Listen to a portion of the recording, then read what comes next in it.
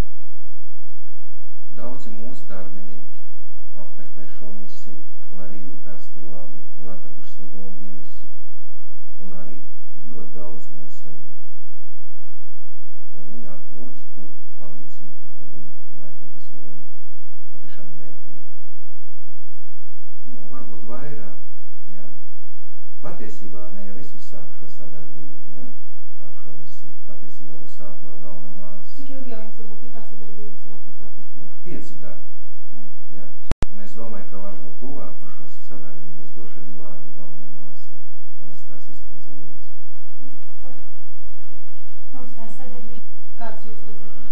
Nu, es domāju, ka iespējas būtu ļoti liels.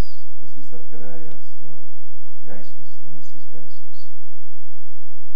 Es esmu bijis beidzamā laikā ārzemēs, Zviedrijā. Un esmu redzējis, ka Zviedrijā medicīna gājusi šos beidzamos 50 gadus strauji uz augšu, un mums strauji uz leju. Patiešām nevar salīdzināt. Es esmu bijis pateicoties Vasilijam Fedoričam arī Šveicē redzējis, kādā tur ir stāvokli psihiatrija. Tā ir diena un nakts, vienkārši pateikt. Bet pašlaik, ņemot vērā, ka ir līdzekļu trūkums, es domāju, ka Vasilij Fjodoričs, viņš to uzņemtos, viņš varētu palīdzēt atvērt mums maksas nodaļu. Vismaz vienu nodaļu mūsu slimnīcā, ka varētu izveidot tā, ko to prasa, teiksim, tā, ka tas jāzināst. Un tas būtu, teiksim, pirmais sākums. Mēs varētu vienu tā nodaļu izveidot, tā mums būtu uz ko līdzināties un tālāk veidot, ja, visu slimnīcu. Bet es nezinu, vai tas būs iespējams, jo tas prasa ļoti liels materiāls. Tas prasa ļoti daudz zāles. Tas prasa arī noteikti aparatūru. Bet es domāju, ja tā būtu maksas nodaļa, tas viss atgrieztos. Un es domāju, ka noteikti kategorija cilvēku arī gribētu izmantot šādas nodaļas pakalpojumus. Nu, varbūt Vasilijs Fjodoričs Varbūt nedaudz vēlāk jūs iepazīstināsiet ar savu personālu mūsu tātad lūdzu. Какие вы видите дальнейшие перспективы?